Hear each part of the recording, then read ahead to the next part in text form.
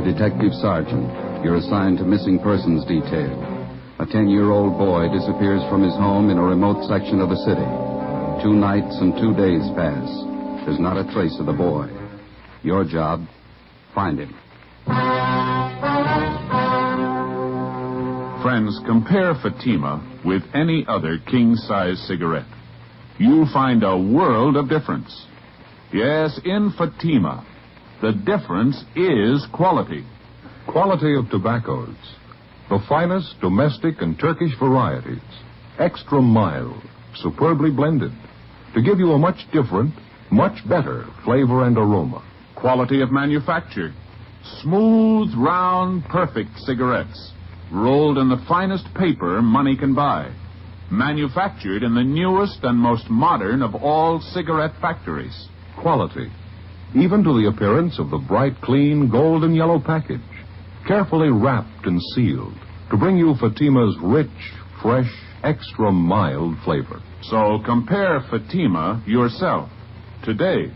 You'll find Fatima's now cost the same as other long cigarettes, but your first puff will tell you... Ah, that's different. Yes, in Fatima, the difference is quality. Buy Fatima.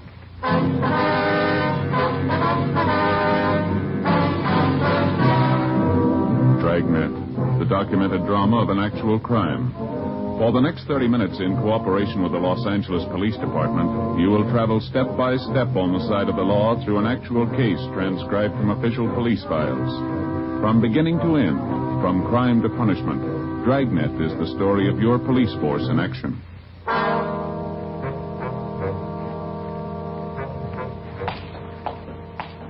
It was Wednesday, August 4th. It was hot in Los Angeles. We were working the day watch out of Juvenile Bureau. My partner's Ben Romero. The boss is Inspector Bowling. My name's Friday. We were on the way out from the office, and it was 2:25 p.m. when we got to Bowers Avenue, number 1218. Yes. Police officers, ma'am, we'd like to see Mr. Sherman. Oh, certainly, officers. Won't you come in? Thank you very much. I'm Mrs. Keller from next door. I saw you around here yesterday. Yes, ma'am. Came over this morning to look after poor Mr. Sherman. Yes, ma'am. Well, how's he feeling today? Not too well. Fixed him some nice chicken broth for lunch, and then I helped him in his wheelchair and took him out in the backyard out in the sun. Good hot sun. It's wonderful for his legs. He has arthritis, you know. Yes, so we understand. Wonder if we could talk to him, Miss Keller. Oh, yes, I guess you have to. He's still out in the back sleeping in his chair last time I looked. Seems a shame to disturb him. Well, he called us at the office, said he wanted to see us as soon as we could make it out here. Was it about his grandson, Jimmy? They found him yet? No, ma'am. Searching party's combing the area. There's still no trace of the boy. Did any of the other officers who were out here covering the neighborhood talk to you, Miss Keller? Oh, yes. There was Mr. Lorman, Detective Lorman. Yes, ma'am. I told him everything I knew about Jimmy's disappearance. It was right after dinner hour on Monday. About 6:30 last time I saw Jimmy. I see.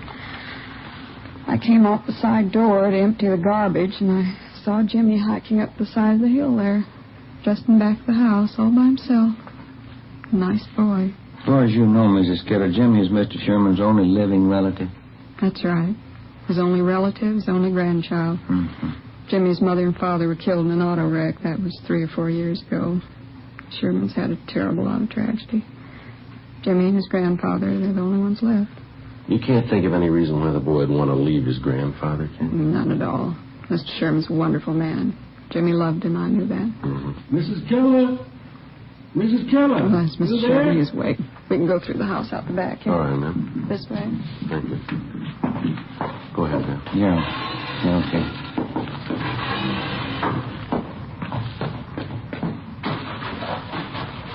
Visitors for you, Mr. Sherman. How are you feeling? All right, I suppose. Hello, Sergeant. Hi, Mr. Sherman. What about the boy? Have you found him yet? Well, nothing yet, Mr. Sherman. We've added more men to the searching party. We're doing everything we can. Gone 2 nights and 2 days. Tell me the truth, Sergeant. What's happened to the boy? Well, right now, we don't know any more about it than you do, sir, but that's no reason to give up hope. You told us yourself yesterday that Jimmy's been missing once before. It turned out all right that time. He wasn't gone for 2 nights and 2 days. Maybe you'll just say I'm old and I've got funny ideas, but I got a feeling, Sergeant, something's happened to Jimmy. Something's happened and I can't do anything about it. You just put those thoughts out of your head, Mr. Sherman. They're going to find Jimmy and it's going to be all right. Why don't you pull up those lawn chairs there, Sergeant? All right. I'm going to go in the house and fix some cold lemonade for you men. Well, thank you, ma'am. We got your phone message at the office, Mr. Sherman. Anything special you wanted to talk to us about? Yes, there was something. When you were talking to me yesterday, Yes, sir.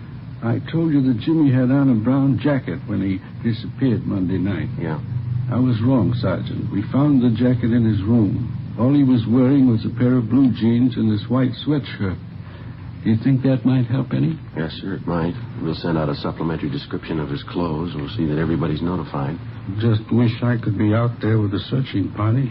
Arthritis is pretty bad today. Caught me at a terrible time.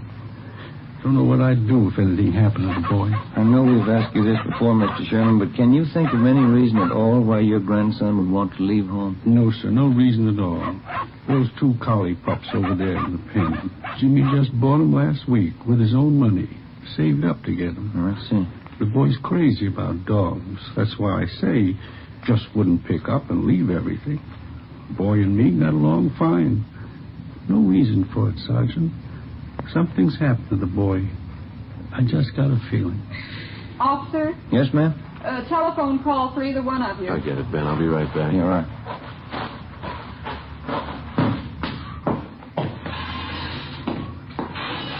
The man said it was your office calling. Thank you, Miss Keller. Where's the phone? Telephone's straight back there in the hall. Thank you very much.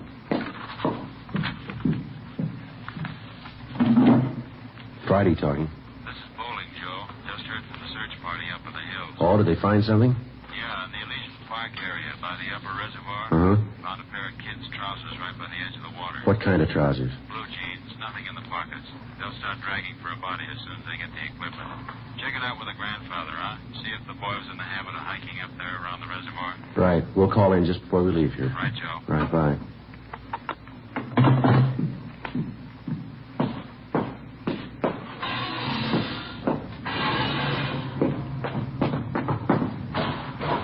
Well, there's your lemonade, Sergeant. Just poured it for you. Nice and cold. Thank you, ma'am. What was it, Sergeant? Something about the boy? Well, nothing definite, no, sir. Just a report on the search party. They're still up in the Elysian Park area. Oh, I see. Did your grandson Jimmy do much hiking in that neighborhood up there, Mr. Sherman? Yes, I think he did. Likes to hike up there around the reservoir. Why?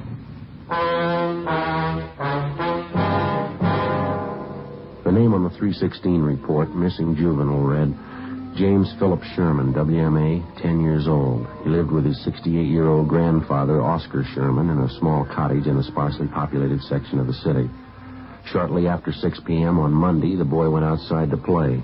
When darkness fell and he failed to return home, his crippled grandfather went out to look for him. Half an hour later, the neighbors joined in the search. No sign of the boy. At 10 p.m., Juvenile Bureau was notified, and throughout the night, squads of men on foot and cruiser cars canvassed the area. A local broadcast and an all-points bulletin was gotten out on the boy. Neither the grandfather or the neighbors could find any reason for his disappearance. After almost 48 hours of continuous searching, the only lead we had was the pair of trousers found on the edge of the upper reservoir in Elysian Park. They were shown to the grandfather, but he failed to give positive identification. Dragging operations at the reservoir began immediately. Meantime, Ben and I, together with Lorman and Lopez from Homicide, checked out every possible lead on the missing youngster. One of the tips came from a Frank Grady, an unemployed carpenter who lived 5 blocks from the Sherman home. I don't know how much this may be worth to you, Sergeant. I don't want to get anybody into trouble, but I figured this is a pretty important thing. Well, what is it you want to tell us, Mr. Grady? Well, as I say, I don't want to get anybody in any trouble, but have you checked over everybody in this neighborhood? I think we've talked to just about everybody in the area, don't you, Joe? Well, either us or the men from Homicide. Why do you ask, Grady? Well, there's a guy who lives down the street there, right down the corner from this house. Old guy by the name of Gilby. What about him? As I say, I don't want to cause any trouble, but maybe you ought to double-check him. One thing, he's an ex-convict, I know that. Another thing, he hates everybody in the neighborhood. Hates the kids, too. Wouldn't be surprised if he was your man. What do you say there, Grady? Does he have any special reason for disliking the Sherman boy? Old man Gilby wouldn't need a reason. A real queer one. Say, I got a couple cans of cold beer in the icebox, and I fix you fellas up. No, thank you very much. Just the same. What makes you think this Gilby had anything to do with the boy's disappearance, Mr. Grady? Well, number one, I saw old man Gilby out walking Monday night when the Sherman kid disappeared. Yeah? Saw him walking along the road up there. The same one that goes up by the reservoir. And I watched him. It was dark by the time he got back to his house. I'd check on him again if I were you. As far as you know, has Gilby ever been in trouble for bothering the kids in the neighborhood? Well, Sergeant, he bothers everybody in the neighborhood. Real queer. Lives by himself, always complaining about something. Frankly, I think he's your man. I think he took that kid and he did something to him. Well, do you have anything at all to back up your opinion? You dig around. You'll find something on him. There's no good, no bet on it.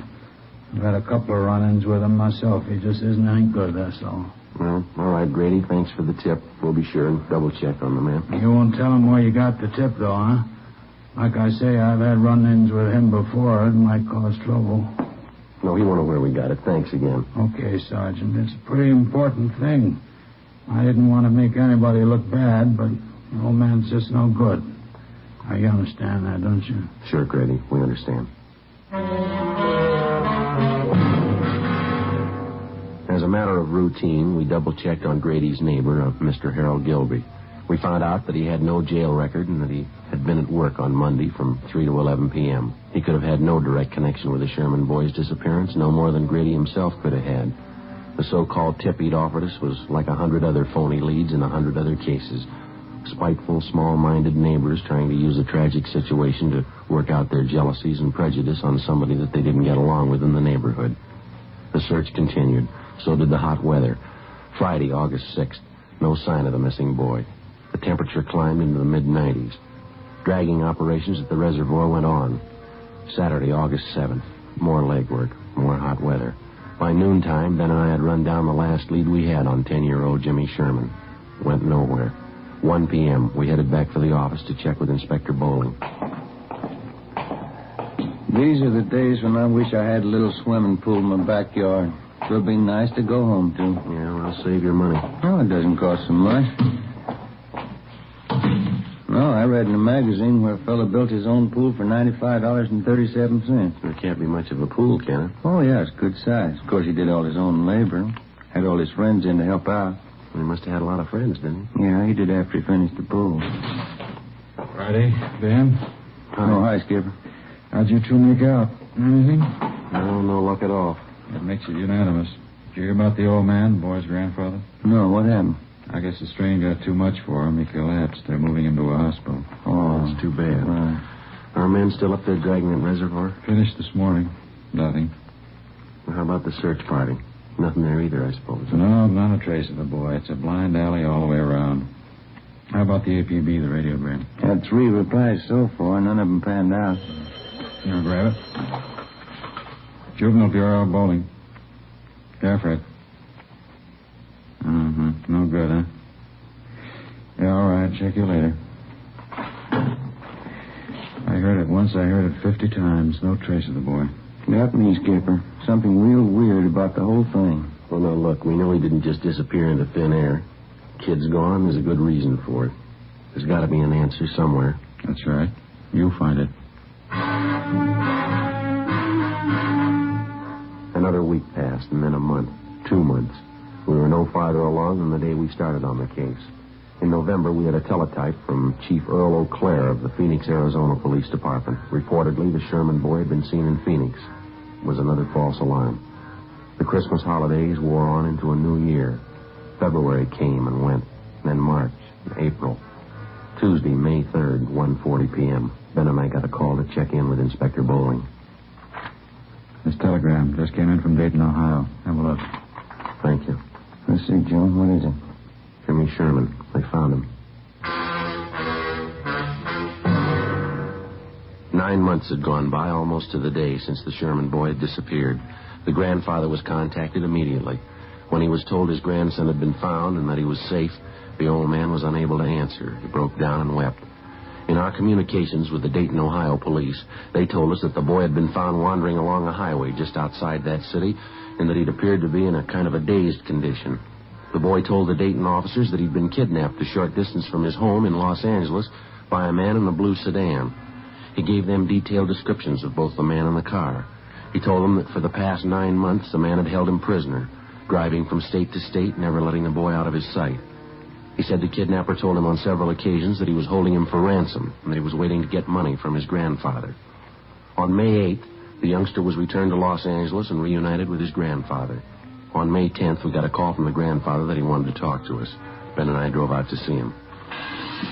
Come right in, officers. Glad to see you. How are you, sir? Hi, Mr. Chairman. Sorry to cause you all this trouble chasing you out here like this. Not at all, sir. What is it you want to see us about? Well, I'm not really sure about it, Sergeant. That's the whole thing of it. I don't know if it's me or what it is. Well, what's bothering you, Mr. Chairman? It's the boy, Jimmy. I don't know what to think. Well, how do you mean, sir? He's all right, isn't he? We saw him as we drove up, playing out in the backyard, and the doctor checked him over. No, it's not that. The boy's healthy enough. Nothing wrong with him. Well, then what is it, sir? Maybe it sounds a little weird to you, but I'm just not sure. You're not sure of what? That boy out there, Sergeant. I'm not sure he's really my grandson.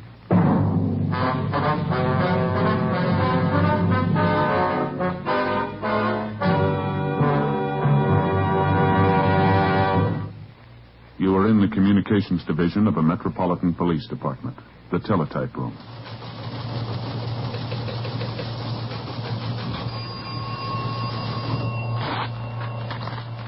.43 LOS 52951, 12:03 p.m. APB, WMA 150, 5'6", dark hair, dark eyes, wearing gray suit, no hat.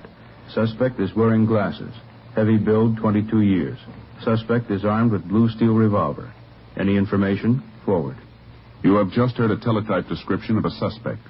This information will apply to many, but careful screening will eliminate all but one. You'll find the same is true when you examine king-size cigarettes.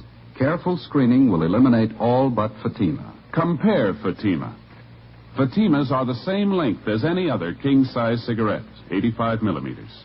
Fatima has the same circumference, 1 1/64 inches around. And Fatima filters the smoke exactly the same long distance as other king-size cigarettes. But in Fatima, the difference is quality.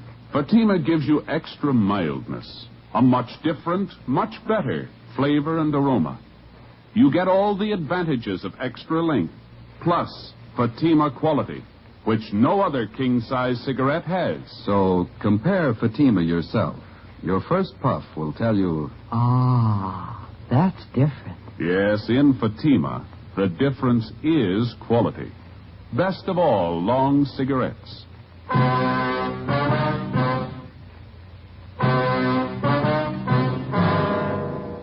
Tuesday, May 10th, 2 p.m. When the aging grandfather, Oscar Sherman, told us that he wasn't sure whether the recovered boy was really his grandson, Ben and I didn't know what to think. Our first reaction was that the shock of recovering the boy after he'd almost been given up for lost had been too much for the old man. Mr. Sherman admitted that there was no physical difference in the boy as far as he could see, but he still insisted that there was something wrong, that the boy seemed different somehow. To satisfy the grandfather, Ben and I talked to the boy, but he failed to give us any reason to believe that he was not Jimmy Sherman. We checked with the boy's friends, all the people in the neighborhood who'd known Jimmy over a period of years. They confirmed our opinion. A few thought that the youngster had changed a little, but no one had any serious doubts about it. The boy was really Jimmy Sherman. So the matter was dropped. Thursday, May 12th, Ben and I had lunch, and then we checked back in at the office. Joe, want to grab that? Yeah, I'll get it. Juvenile Bureau, Friday. Sergeant, this is Mr. Sherman talking. Yes, sir. Mr. Sherman? Yes, sir. How are you? I want you to come out and take this boy, Sergeant. He's not my grandson. I'm sure of it. Well, how do you mean, sir? This boy's got a scar on his side. He's had his appendix out. Yes, sir. My grandson never had an operation in his life. Before we left the office, Ben and I briefed Inspector Bowling on the phone call from the grandfather, then we drove back to the Sherman house.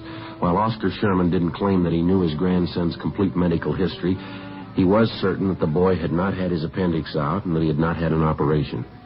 He told us that his neighbor, Mrs. Keller, could substantiate that she had known Jimmy since he was a baby. We put in a call to the Sherman's family doctor. He wasn't in. We left a message, and then we went next door to see Mrs. Keller. We found her in the kitchen washing dishes. I just got a couple more to rinse. Can you wait a minute? Yes, Loretta. Of course we can.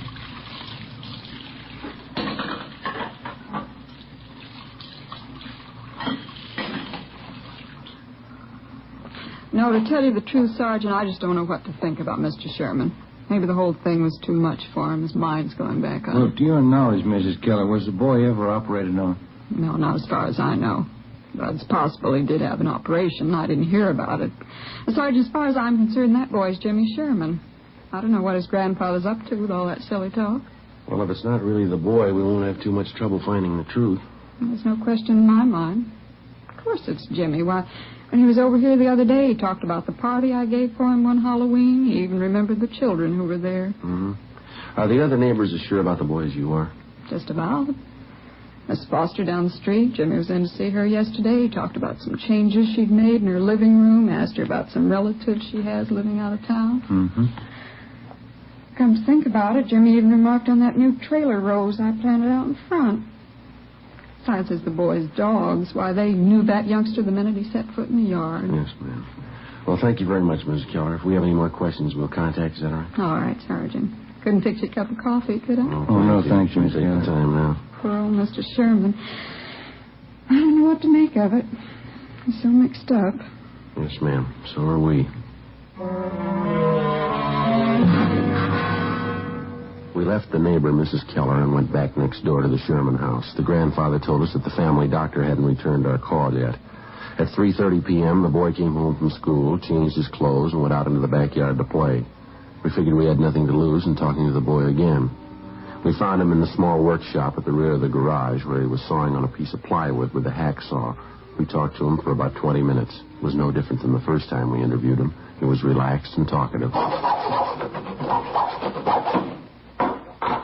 Say, would you hand me that hammer there, officer?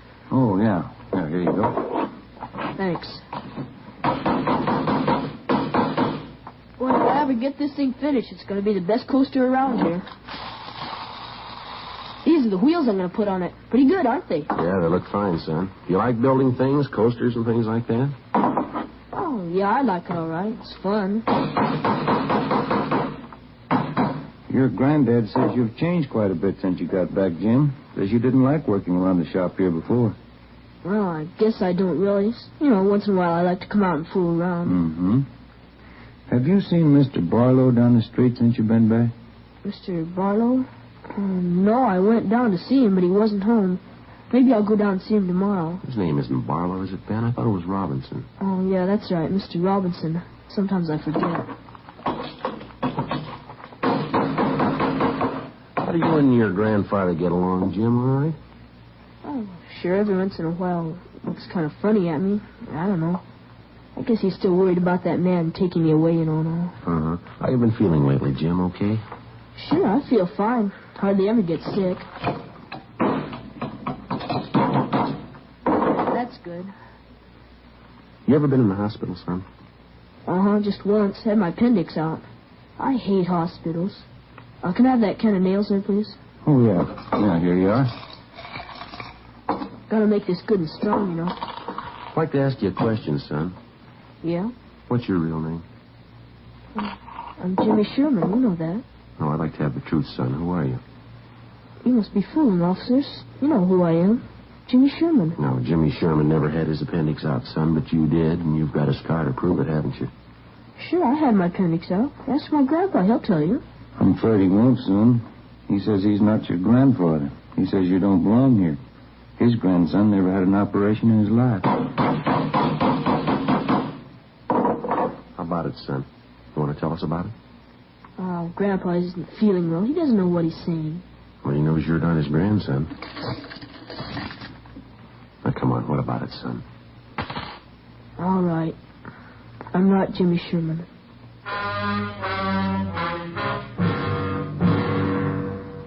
He told us his real name was Donald Rush. He said he'd run away from his home in Springfield, Ohio, 2 weeks before. He said that he'd been picked up by the police on a highway just on the outskirts of Dayton, Ohio. On returning the boy to the station, the police officer saw that he fitted the description of the missing California boy perfectly. It was almost as if the two were identical twins. Under the impression that the youngster was suffering from shock or amnesia, the police officers told him all about his home and his friends in California. They gave Donald Rush all the information that they had on the missing Sherman boy, all the newspaper stories, pictures, the dozens of teletypes and circulars which had been sent across the country in an effort to locate the missing youngster. On his way out to California on the train, the Rush boy was given dozens of newspapers to read, which contained thousands of words concerning the disappearance of Jimmy Sherman. So by the time he got to Los Angeles, Donald Rush knew everything he had to know about the boy he was impersonating. We questioned the Ohio youngster further. Besides an exceptionally high IQ, he admitted to having an almost photographic memory. We took him in the house to face the grandfather of the boy that he'd been impersonating, the boy who was still missing. Mr. Sherman. Yes, Sergeant. Sit down, won't you? The boy here has a confession for you. He wants to tell you himself. I think I know. I was right all along, wasn't I, Sergeant? I didn't mean anything by it, mister. I just thought it'd be fun to make out like I was somebody else for a while. You wouldn't know the difference, would you, Sergeant? No, sir. I'm afraid I wouldn't. That picture over there on the mantel and the boy here, they look exactly alike to me. There's only one thing I'd like to know, son. Yeah? Why'd you do it? Why'd you try and fool me? I don't know, mister. I ran away from home, and the cops picked me up near Dayton. They thought my name was Jimmy Sherman. They said I was a missing kid from California. Well, why didn't you straighten them out right then, son? I was kind of afraid, and if I told them what my real name was, they would have sent me back home. So I just let them think I was really Jimmy Sherman. They seemed to be pretty sure I was. How long did you think you could keep it up, son, pretending you were somebody else? I don't know. Guess I never thought much about that. I got here, and everybody was nice to me. I just didn't think about anybody finding out. Honest, mister, I didn't mean to do anything wrong. I didn't mean to hurt anybody. And you never saw my grandson? You never saw Jimmy? No, sir. I just got on the train and they brought me out here. You don't know where he is? You don't know how he is? All right, try to take it easy, Mr. Sherman. Why would you do it, boy? You're a stranger. Why would you try to fool me about Jimmy? I'm sorry, mister. I didn't mean it. Honest, I didn't mean it. Thought I had back. Thought I had back.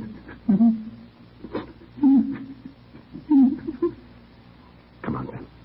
Let's go, son.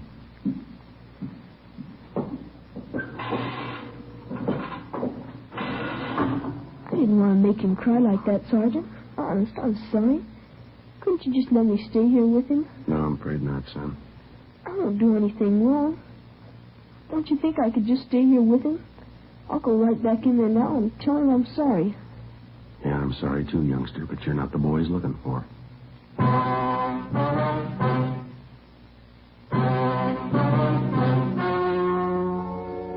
The story you have just heard was true. Only the names were changed to protect the innocent. On Wednesday, May 20th, a meeting was held at the Juvenile Bureau, City and County of Los Angeles, State of California. In a moment, the results of that meeting. And now here's our star, Jack Webb. Thank you. Friends, I hold in my hand a new pack of Fatimas. All I need to prove that Fatima is the best of all long cigarettes. Now here, on the side, you'll find this statement. Fatima contains the finest Turkish and domestic tobaccos, superbly blended to make Fatima extra mild. Fatima gives you all the advantages of extra length, plus Fatima quality, which no other king-size cigarette has. So tomorrow, buy a pack of Fatimas. I know you'll find that in Fatima, the difference is quality.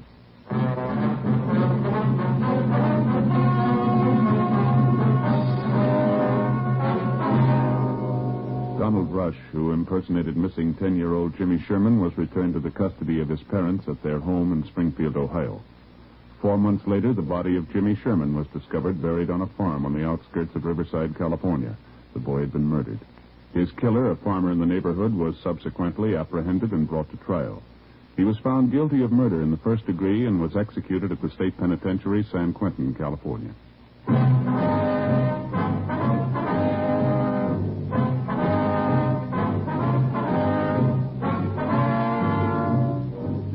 You have just heard Dragnet, a series of authentic cases from official files. Technical advice comes from the Office of Chief of Police W.H. Parker, Los Angeles Police Department. Fatima Cigarettes, best of all long cigarettes, is brought you Dragnet, portions transcribed from Los Angeles. Stay tuned for Counter Spy, next over most NBC stations.